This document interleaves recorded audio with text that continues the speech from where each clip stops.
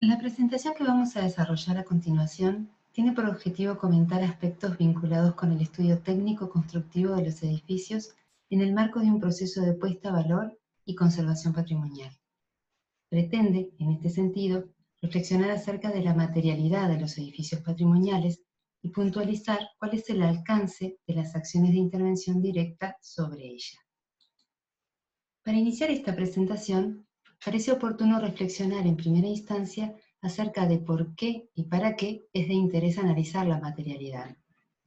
Para ello, podemos recurrir a las opiniones de algunos expertos acerca del tema. Este es el caso, por ejemplo, de Jean-Louis Luxen, que fue secretario de ICOMOS, el Comité Internacional de Monumentos y Sitios, una organización consultora de UNESCO en materia de patrimonio, quien en el año 2003 expresaba: la conservación del patrimonio construido constituye también un conservatorio de procedimientos de construcción especializados o de tecnologías tradicionales que por su ingeniosidad merecen ser reconocidas y protegidas. A través de este comentario, Luxem no solo nos remite a la idea de que el edificio es de por sí un documento, lo que él llama conservatorio, sino que además nos recuerda que detrás de la materialidad existen procedimientos y tecnologías, vale decir materiales, empleados según determinados métodos y en base a ciertos conocimientos propios de cada época. Indirectamente, podemos leer a partir de esta frase el valor del trabajo, el valor de la organización y la importancia de reconocer las etapas de la producción de la arquitectura que una vez construida parecen no quedar reflejadas. Este dibujo del arquitecto Carlos Moreno, una figura referente en materia de patrimonio en Argentina y dedicado especialmente al estudio de la arquitectura de la provincia de Buenos Aires, nos ayuda a comprender el alcance de la cita de Luxem. En él podemos ver un ejemplo de la construcción propia del período colonial, cuando la población esclava era destinada a la construcción, entre otras tantas actividades. En el dibujo parece ser más importante que el edificio en sí mismo la actividad propia de la producción de la arquitectura. Puede observarse, por ejemplo, la fabricación de uno de los materiales predominantes en nuestra arquitectura, el ladrillo, que nos remite a una forma tradicional y artesanal de construir. Observemos, por ejemplo, el pisadero, corral en que los caballos mezclan con su paso la arcilla, seguramente combinada con estiércol y agua, para uniformizar el material que tres obreros moldean a un lado del pisadero.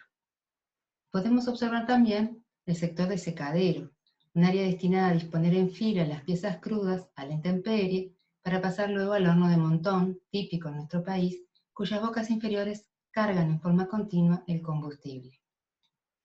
En esta representación agrupada, Moreno condensa una serie de espacios de producción y grupos humanos que ocupan diversos puestos de trabajo al servicio de la arquitectura, pero que necesariamente resultan coordinados.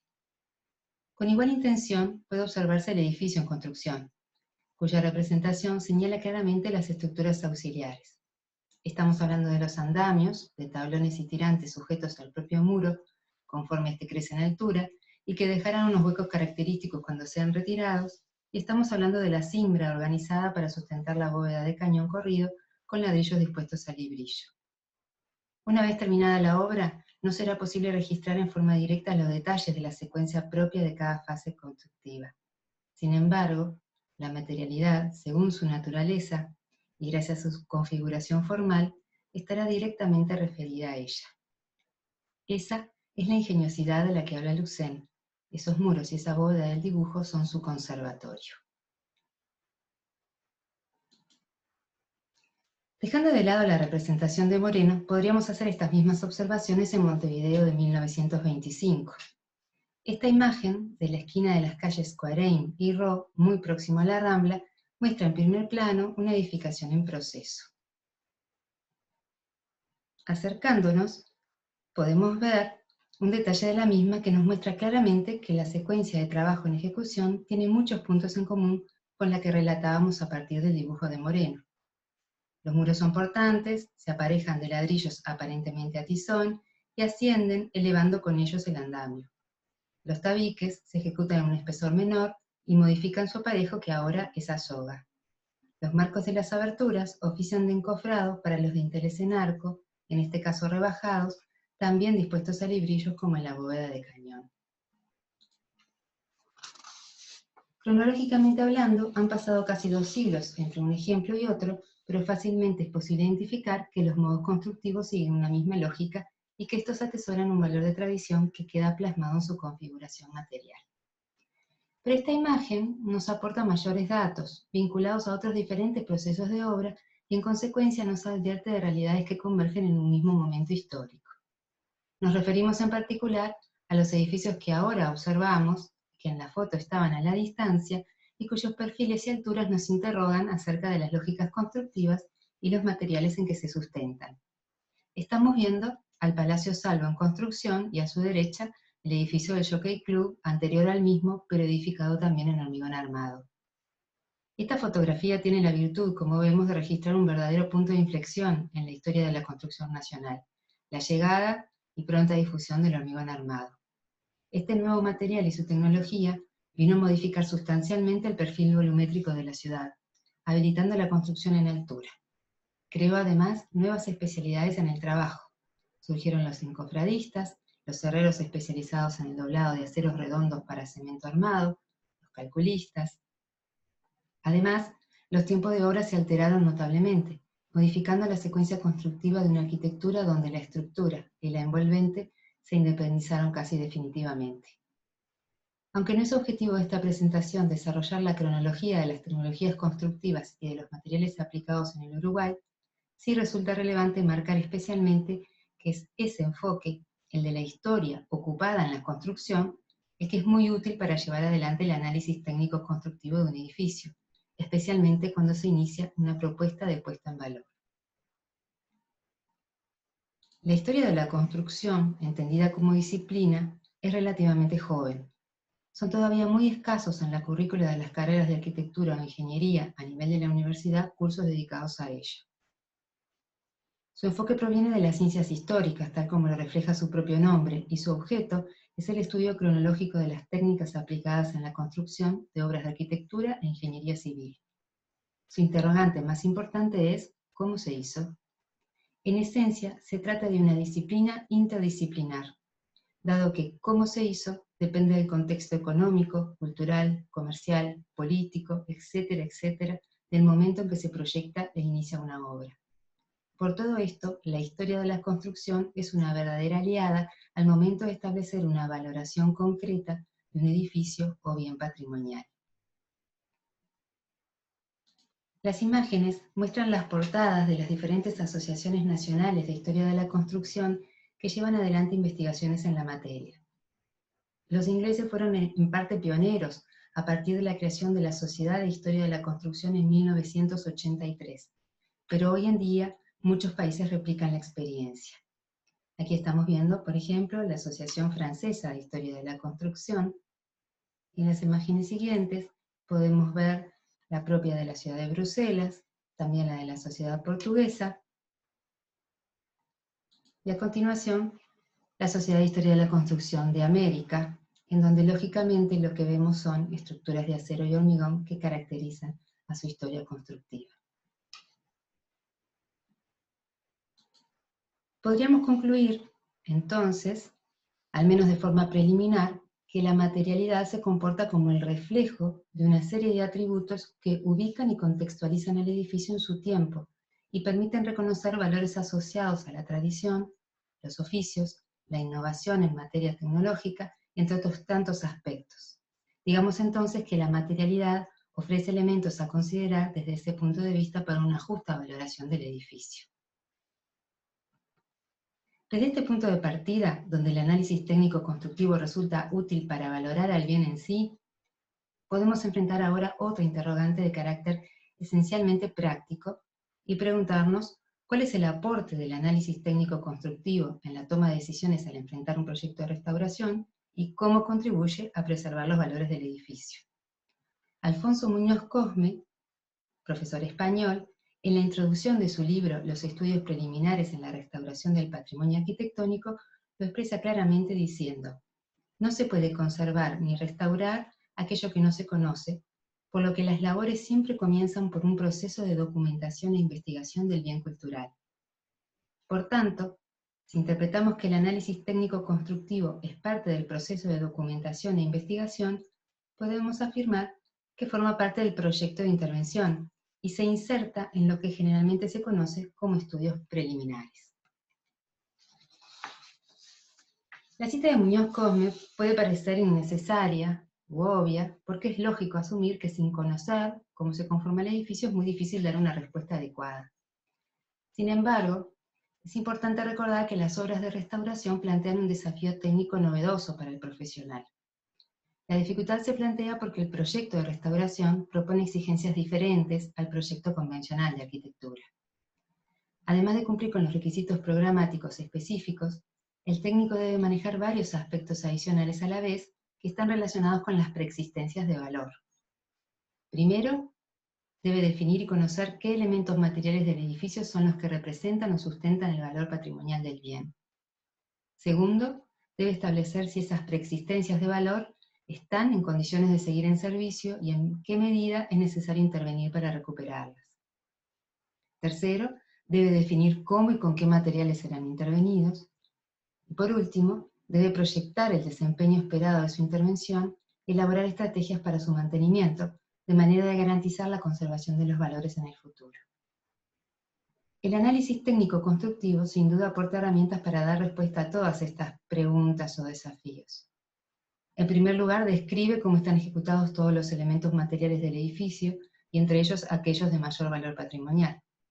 En segundo lugar, sienta las bases para evaluar en qué estado están y en qué medida será necesario intervenirlos.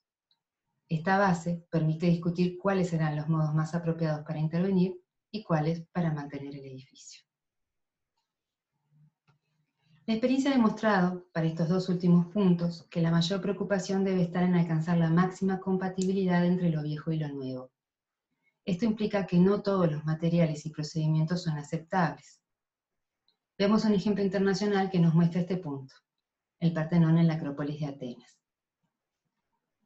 Sin duda, se trata de un monumento de reconocimiento mundial y que ha recibido numerosos aportes para su conservación. En la década de 1970, la UNESCO advertía del deterioro creciente del edificio en virtud de las operaciones de restauración ejecutadas hacia la década de 1930.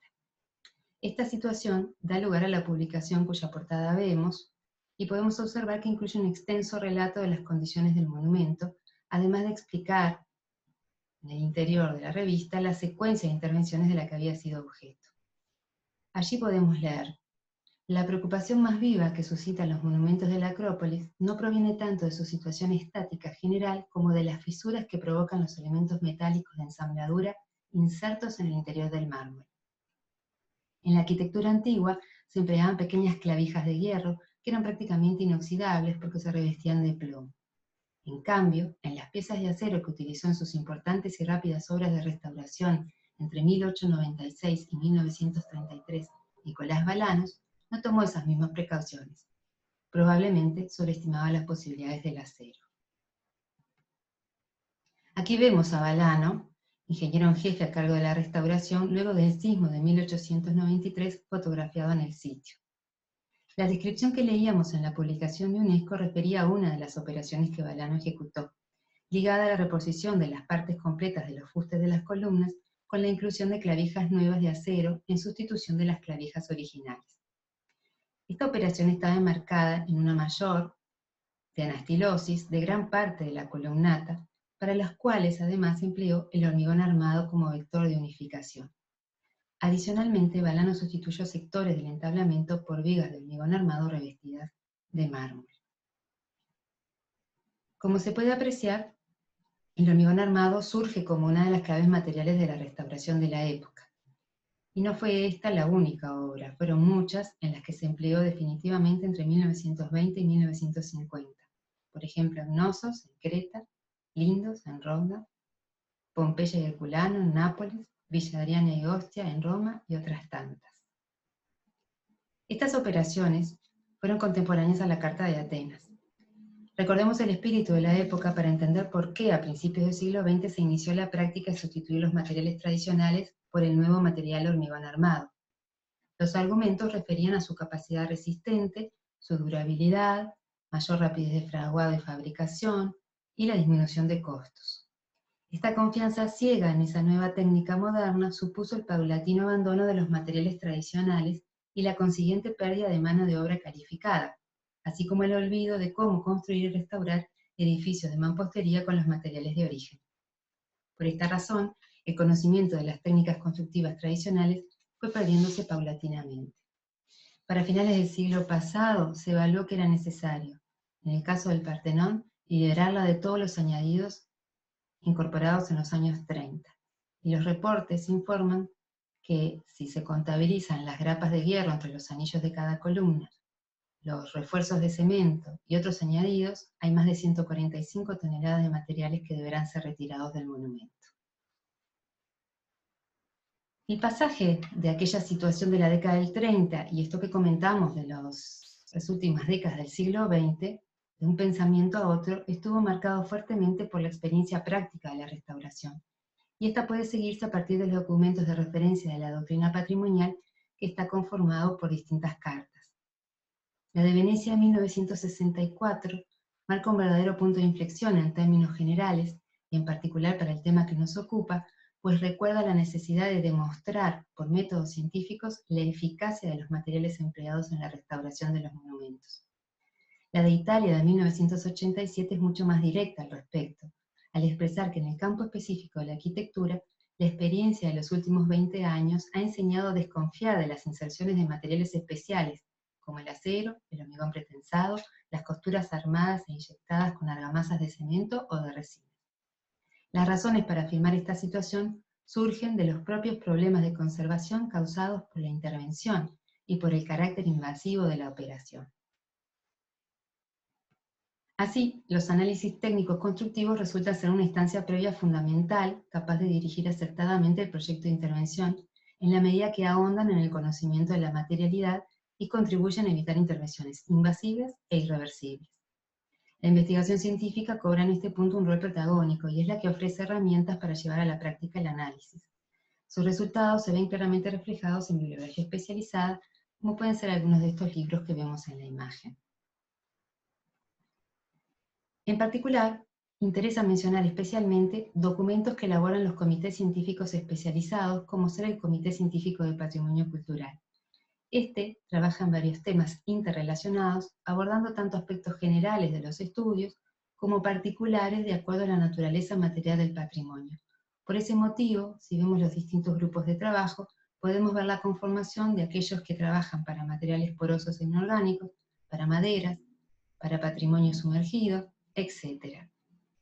Se complementa el trabajo de estos grupos con documentos más amplios, pero especialmente interesantes para nuestro objeto, como es la norma de diagnóstico de edificios. La carátula de la norma que vemos en la imagen propone una clasificación ordenada de los diversos sistemas constructivos que conforman un edificio, y se identifican los datos mínimos que son necesarios registrar para su estudio. A modo de ejemplo vemos allí, en la imagen, los datos requeridos para una completa descripción de la estructura vertical, la estructura horizontal y las cubiertas. Además, esta norma describe las diferentes tareas a ejecutar para llevar a cabo el análisis. La primera de ellas, lógicamente, consiste en la investigación documental. Posteriormente, se llevan a cabo el relevamiento directo, los cateos y los ensayos de caracterización. Vamos a comentar brevemente estas tareas o actividades recorriendo el trabajo de análisis técnico realizado por nuestra facultad para la Iglesia de Atlántida, del ingeniero Eladio Dieste, en el marco del programa Keeping It Modern de la Fundación Getty, que fue ejecutado entre 2016 y 2017. En la imagen podemos apreciar una de las fuentes de información documental que fue gravitante para el trabajo, y que está conformado por una serie de fotos históricas, muchas de las cuales muestran el proceso constructivo. Vemos en este momento el andamiento de las paredes laterales del templo y se puede apreciar en ellas la composición en dos hojas, la armadura de refuerzo y el sistema auxiliar de replanteo que constituye un elemento diferencial y muy significativo de la obra. Estas otras imágenes complementarias muestran la conformación de las capas de cubierta, la cimbra para su montaje y la construcción de la cúpula que corona el baptisterio enterrado. Aquí lo que estamos viendo son negativos que se encontraron en el archivo de la empresa Dieste y Montañés. Algunos de ellos se correspondían con las fotos ya halladas y otros fueron realmente hallazgos, y pudieron ser estudiadas a partir de este descubrimiento. Junto con el material fotográfico se analizaron apuntes del cuaderno de Dieste. Este Este cuaderno resumía muchas de las anotaciones y cálculos que hacía el propio Dieste de las piezas cerámicas que iba a utilizar en la obra y que eran provistas por fábricas nacionales. Se encontraron también las planillas de jornales, los cuadernos de obra y algunos planos originales conservados en el archivo de la empresa que de alguna manera completaron la serie de documentos históricos con los que se empezó a trabajar. Aquí vemos otras imágenes que se van correlacionando con esas fotos. Estamos viendo el acceso con una configuración muy particular, y allí supuestamente un momento de celebración. Estamos viendo la viga de coronación con esa forma sinuosa que recibe justamente la bóveda Gauss. Aquí, en estos otros planos, estamos viendo detalles de cimentación, de escalera, también de fachadas, todo lo cual se conservaba en formato papel. A partir de esta investigación documental, se inicia el relevamiento in situ del edificio. Este relevamiento aspira a conocer todos aquellos detalles necesarios para comprender cómo está hecho realmente el edificio y, por supuesto, abona el estudio de las patologías que lo afectan, pero que forma parte de una instancia posterior. Los instrumentos que se pueden aplicar para llevar adelante el relevamiento son diversos, y cada uno de ellos aporta diferente grado de precisión. En estas imágenes se muestra el relevamiento fotográfico a nivel de planta baja, ejecutado con medios tradicionales, y el vuelo de dron que permitió conocer la configuración de las cubiertas antes de acceder físicamente a ellas. El acceso físico finalmente se pudo concretar y pudimos hacer un relevamiento más acabado. En estas otras imágenes, lo que estamos observando son los equipos de escaneo láser 3D que permitieron obtener una nube de puntos para reproducir la posición exacta de cada componente. Aquí lo vemos en las cubiertas y en las paredes laterales, y este trabajo se hizo también por el interior, relevando no solo lo edilicio, sino también los objetos escultóricos y artísticos de valor. En esta otra imagen estamos observando ya tareas de cateos y ensayos in situ y en laboratorio, practicados sobre muestras previamente extraídas de acuerdo a un plan de muestreo. A lo largo del proceso se van obteniendo algunos productos o resultados que se formalizan de diferentes formas. Aquí vemos planos digitales de la iglesia elaborados a partir de los recaudos originales en papel, que resultaron previos a contar con los resultados del escaneo 3D. Estos planos permitieron localizar las mediciones, indicar los puntos en que se realizaron los cateos, metrar cada componente y registrar en un paso intermedio los avances de trabajo a los efectos de informar a la Fundación Getty del avance del proyecto y de esta manera liberar los fondos para ejecutar las actividades subsiguientes. Aquí estamos viendo algunas modelizaciones tridimensionales parciales que fueron planteadas para analizar los aspectos estructurales y constructivos de cada sector. Y lo que vemos a continuación es el resultado del modelo 3D obtenido a partir del escaneo láser.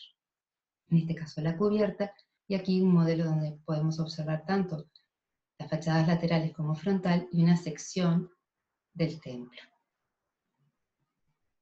Los cateos dieron origen a cortes constructivos detallados y permitieron identificar espesores, tamaños de juntas, tipos de armaduras, hasta dónde fue posible realizarlos, de alguna manera confirmando o corroborando toda esa información que se tenía de la investigación documental. Finalmente, los ensayos realizados tanto en sitio como en laboratorio dieron lugar a tablas, gráficos, imágenes, que son los diferentes formatos en que se procesan y se presenta este tipo de información, que de alguna manera recoge y termina de conformar la caracterización de los materiales. Para este caso, el proyecto consideraba la realización de una publicación final, cuya portada vemos en la imagen, la cual da cuenta de los resultados integrales del trabajo realizado y que incluye un análisis constructivo y se complementa con el estudio de patologías, que será nuestro próximo tema en el curso. En síntesis, para terminar, podemos afirmar que el análisis técnico-constructivo, basado en métodos probados y acompañado de la reflexión necesaria para adaptarlo a cada caso, se presenta como una base fundamental para garantizar un buen proyecto de restauración. Dejamos planteado el tema y les invitamos a seguir trabajando juntos en la temática, alineados con José Manuel Pozo, para quien es importante saber qué se ha recibido para evitar que la herencia se empobrezca por ignorancia.